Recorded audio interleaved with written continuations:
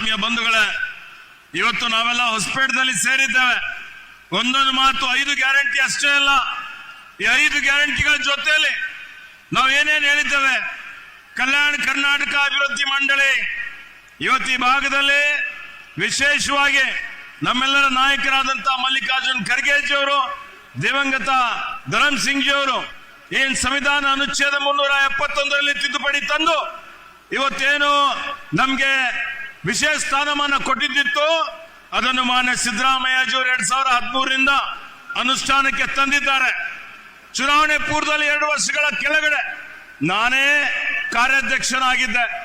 ನಾನು ಕಾರ್ಯಾಧ್ಯಕ್ಷನಾಗಿದ್ದಂತಹ ಸಂದರ್ಭದಲ್ಲಿ ನಾನು ಶಣ್ ಪ್ರಕಾಶ್, ಪ್ರಿಯಾಂಕ್ ಖರ್ಗೆ ನಾವೆಲ್ಲ ಸೇರಿ ಕಲ್ಯಾಣ ಕರ್ನಾಟಕಕ್ಕೆ ಒಂದು ವೇಳೆ ಕಾಂಗ್ರೆಸ್ ಸರ್ಕಾರ ಮರಳಿ ಅಧಿಕಾರಕ್ಕೆ ಬಂದರೆ ನಾವು 5,000 ಕೋಟಿ ಅನುದಾನದಲ್ಲಿ ಮೀಸಲಿಡ್ತೀವಿ ಅಂತ ಹೇಳಿದ್ದೇವೆ.